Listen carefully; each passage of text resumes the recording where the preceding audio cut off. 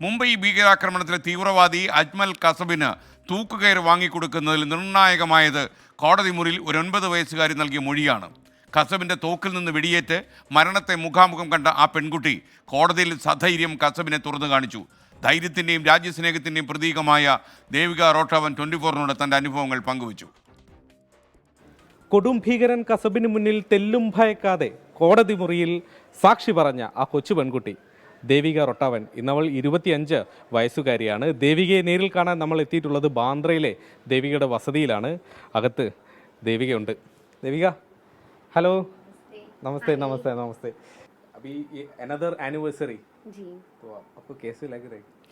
16 साल हो गया 26/11 को, बट आज भी वो रात मुझे उसी तरीके से याद है. मेरे लिए वो कभी भी वो रात भूलना नामुमकिन है और ना ही मैं उसे भूल सकती हूँ.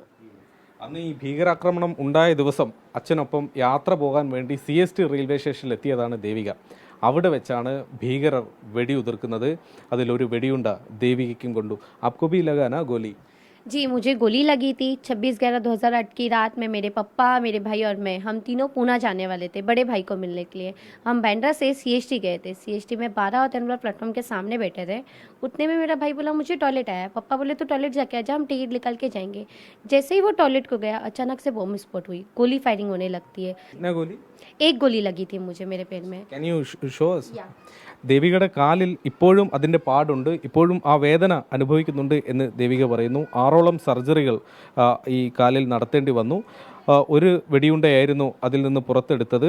വലിയ പാടുകളൊക്കെ തന്നെ ഇപ്പോഴും ആ ഓർമ്മയെ ദേവികയുടെ കാലിൽ കാണുന്നുണ്ട്. तो कोर्ट पे गया, कसब को फर्स्ट टाइम देख, मतलब not first time, the second time आपने देखा, तो उस दिन याद है?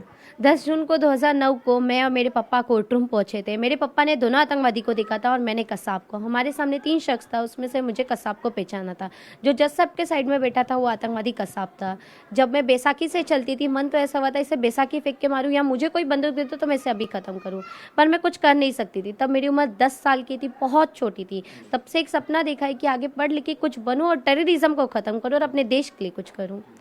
आपका सामने वाले लोग भी बोला होगा ऐसा कि आप भी थोड़ा सेफ रहो क्योंकि आपको ऊपर भी थ्रेट है, तो इसके बाद लाइफ कैसे था? 16 साल में लाइफ तो काफ़ी चेंज हुई. धमकियाँ भी हमें काफ़ी आया, लोगों का बर्ताव भी चेंज हुआ. काफ़ी लोगों से मुझे सपोर्ट भी मिला और काफ़ी लोगों से नहीं भी मिला. तो कभी हमने एक चीज़ का खुद पे इम्पैक्ट पड़ने नहीं दिया. हमने कभी डर के चुपचाप से अपने घर बैठने में से नहीं थे. अगर हम बैठ गए तो कभी जाके कोई और हादसा हुआ कहीं पर तो लोग कभी आगे नहीं आएंगे. सो मच प्राउडफुल है ना? हाँ, वो तो बहुत देश की बेटी है ना.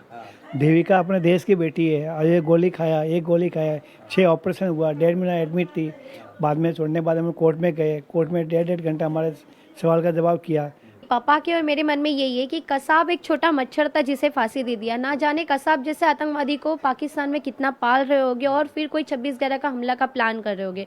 तो जो मेन मास्टरमाइंड पाकिस्तान में बैठा है, जब वो खत्म होगा तब लगेगा कि हमें इंसाफ पूरा मिला है. अब तक इंसाफ आधी ही मिली है. जब लगेगा कि हमारे घाव भर गए. अब तक हमारे घाव भरे नहीं है. अभी के हरे ही है वो.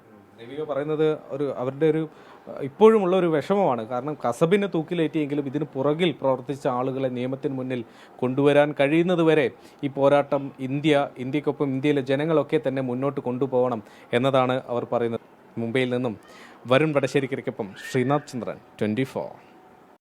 അന്നത്തെ 9കാരി ഇന്നത്തെ 23 വയസ്സുള്ള ദേവികയ്ക്ക് 24ന്റെ ബിഗ് സല്യൂട്ട്.